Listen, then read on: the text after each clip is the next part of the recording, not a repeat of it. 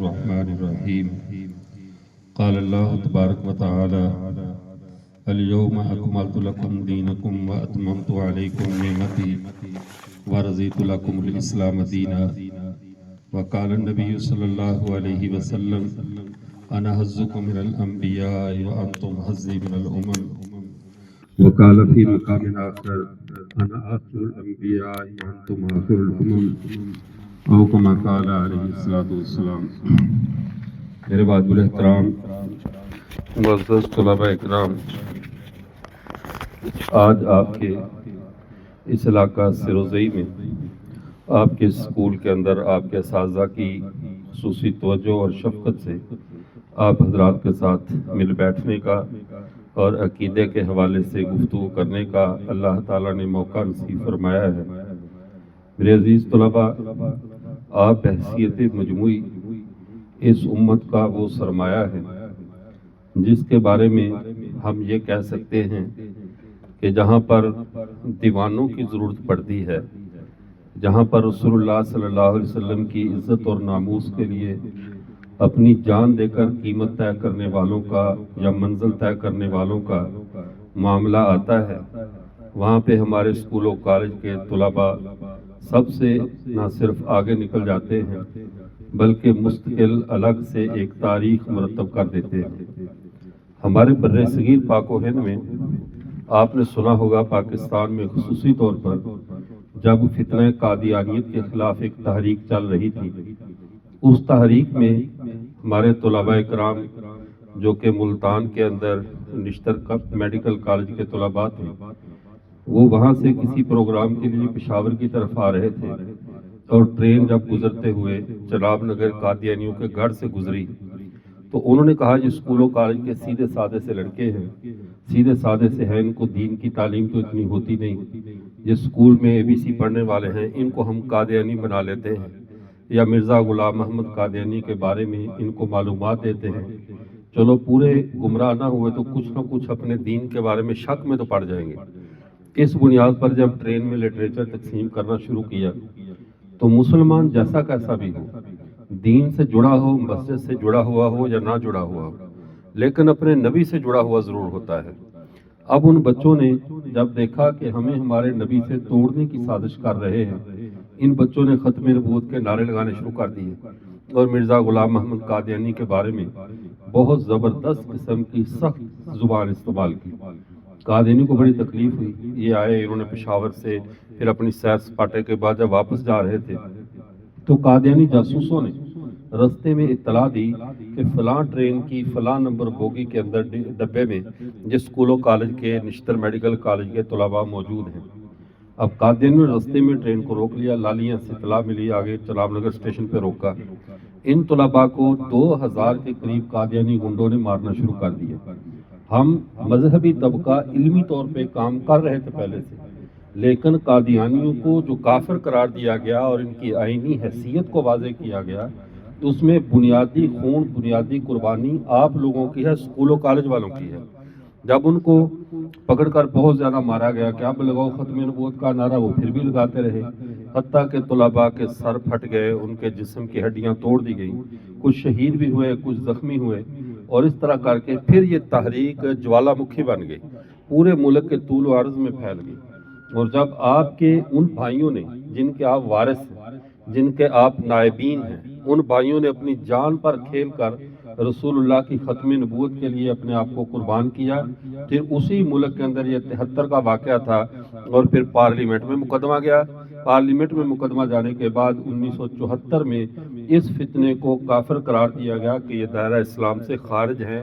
تو ہم آپ کے پاس آپ کو یہ بتانے کے لیے نہیں آئے کہ عقیدہ ختم نبوت کیا ہے، آپ کا اپنے نبی سے تعلق کیا ہے، ہم صرف آپ سے یہ یاد دہانی کروانے آئے ہیں کہ یہ بات یاد کرو کہ تم اسکول و کالج کی تعلیم کے ساتھ ساتھ تم وارث کن بچوں کے ہو، جو بچے رسول اللہ کی ناموس کے لیے اپنی جان پر کھیل گئے، ختم نبوت کے لیے اپنے آپ کو قربان کر دیا، تم اسکول و کالج والے ان کے وارث ہو۔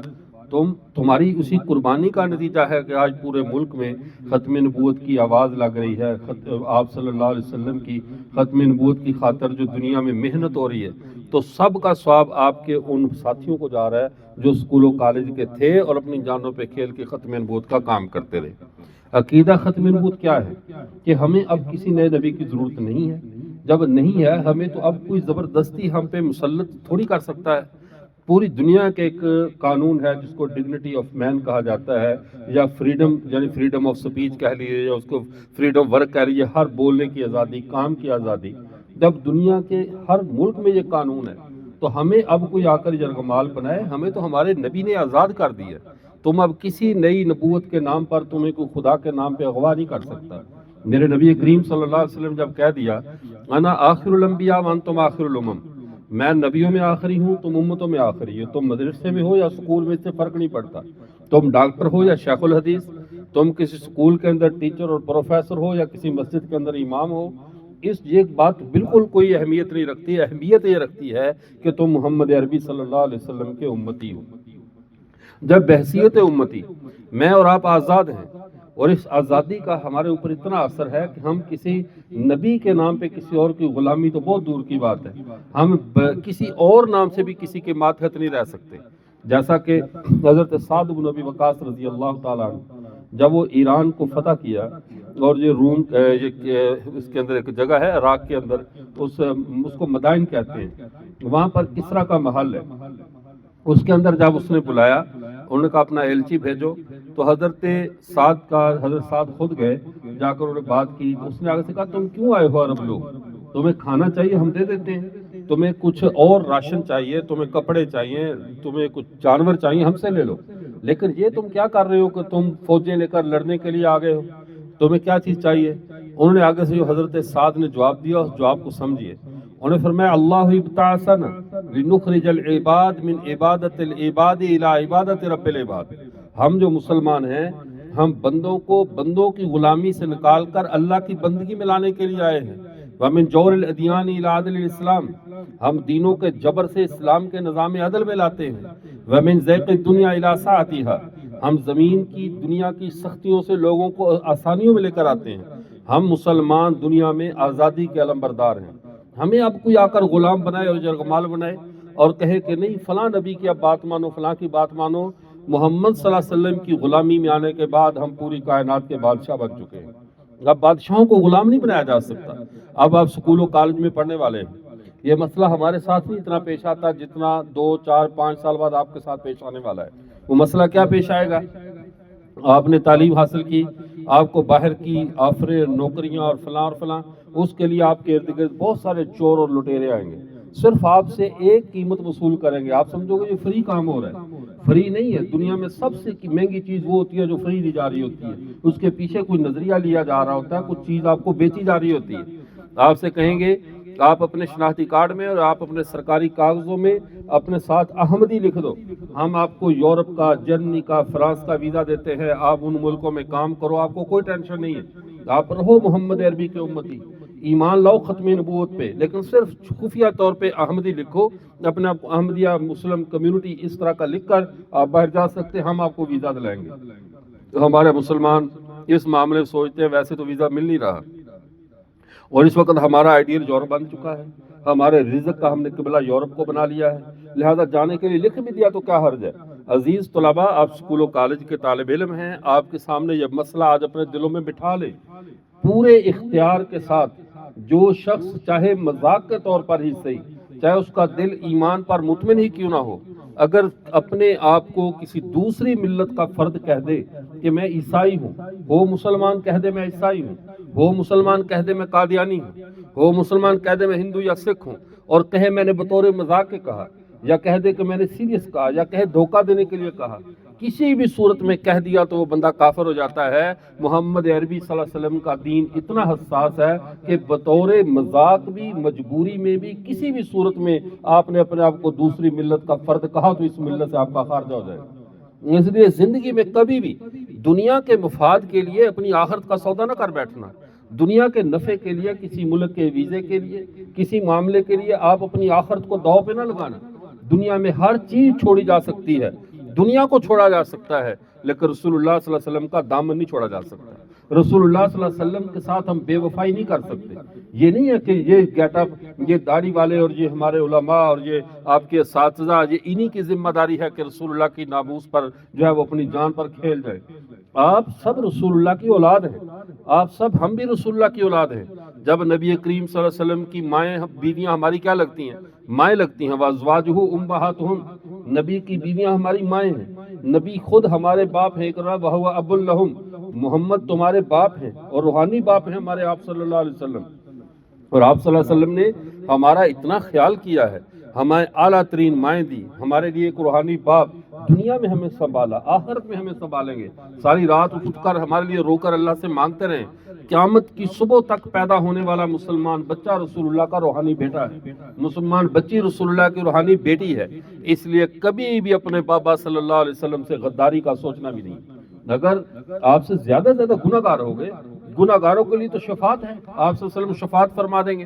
لیکن اگر رسول اللہ کے غدار بن گئے، دھوکے کا شکار ہو گئے، تو اس دھوکے کے نتیجے میں ذہن میں رکھنا، نہ دنیا باقی بچے گی نہ آخرت باقی بچے گی، ہم دائمی نقصان اٹھانے والے بن جائیں گے. یہ پہلا دھوکہ آپ کے ساتھ ہوگا. کس جگہ پہ؟ جب آپ فراغت کے بعد نوکری ڈھونڈ رہے ہوں گے، جب آپ فراغت کے بعد بیرون ملک جانے کے راستے ڈھونڈ رہے ہوں گے، تب آپ کو قادیانی دجال آ کر ملیں گے اور آ کر آپ کے ایمان کی قیمت کے بدلے میں آپ کو کسی ملک کا ویزا دیں گے.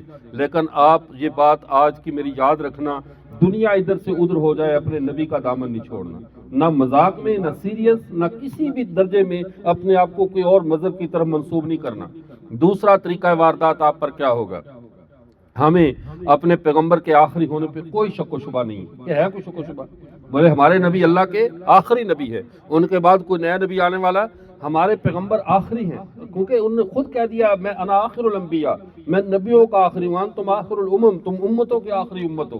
جب ہمارے نبی آخری ہیں، اب اگر کوئی پکی بات میں دھوکہ دے، پکی بات میں شک میں ڈالے، تو شک والی چیز کے قریب نہیں جانا. شک والی چیز کیسے ڈالیں گے؟ ابھی آپ سے کسی طالب علم سے میں کھڑا کر کے پوچھوں اور کہوں بیٹا آپ استخارہ کرنا، کیا آپ کا باپ آپ کا اپنا ہی ہے یا آپ کا باپ کوئی اور ہے؟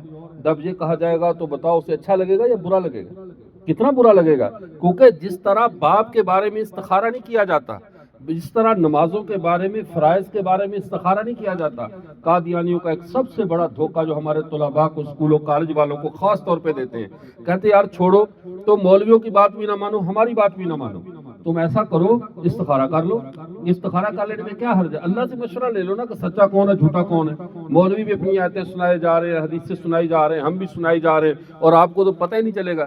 تو اس کا آسان حل ہے، 2 رکعت پڑھو اور پڑھ کر اللہ سے دعا کرو کہ اے اللہ کیا محمد اللہ کے آخری نبی ہے یا نہیں، اور مرزا غلام قادیانی سچا ہے یا نہیں. تم استخارہ کر لو اور تم کہو گے یار حدیث میں ہمارے علماء نے بتایا استخارہ کرنا تو سنت ہے، تو کر لینے میں کیا حرج ہے. جس طالب علم کے دل میں بھی یہ بات آ گئی کہ میں رسول اللہ کے بعد کسی نئے نبی کا استخارہ کر لوں، ابھی دل میں بات آئے گی، دل سے ایمان نکل جائے گا، مسلمان ہی رہے گا، کافر ہو جائے گا. کیوں؟ استخارہ شک کی جگہ پہ کیا جاتا ہے، اور عقیدہ ختم نبوت میں اتنا شک کرنا بھی کفر ہے کہ بندہ استخارہ کرے. آپ نے استخارہ نہیں کرنا کسی قسم کا بھی. کہو بھائی فرائض میں استخارہ نہیں ہوتا، واجبات میں استخارہ نہیں ہوتا، ایمانیات میں استخارہ کیسے ہو جائے گا؟ ایمانیات میں کوئی استخارہ نہیں.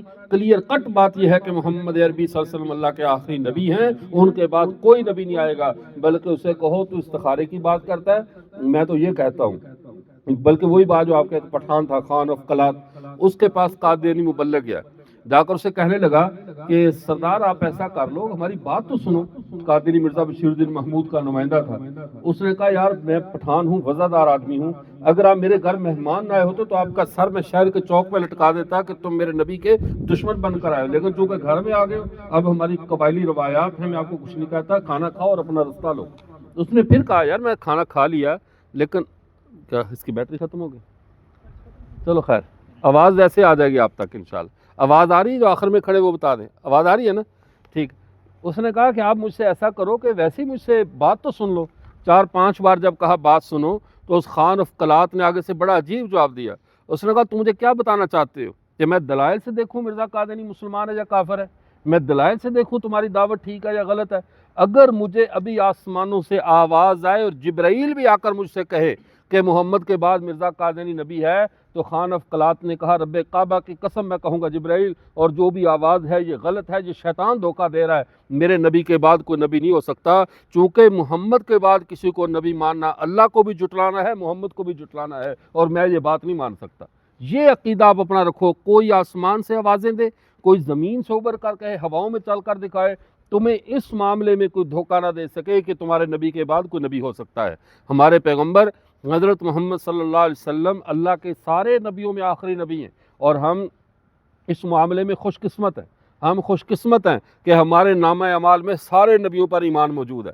ہم حضرت آدم سے لے کر حضرت خاتم صلی اللہ علیہ وسلم تک سب پر ایمان رکھتے کہ نہیں رکھتے؟ ہمارا سب پر ایمان ہے، ہم سب نبیوں پہ ایمان رکھتے ہیں، اور کسی جھوٹے پہ ہم ایمان نہیں رکھتے۔ محمد کے بعد ہم کسی کو نبی مانتے نہیں ہیں تو جھوٹا ہمارے نامہ اعمال میں نہیں ہے۔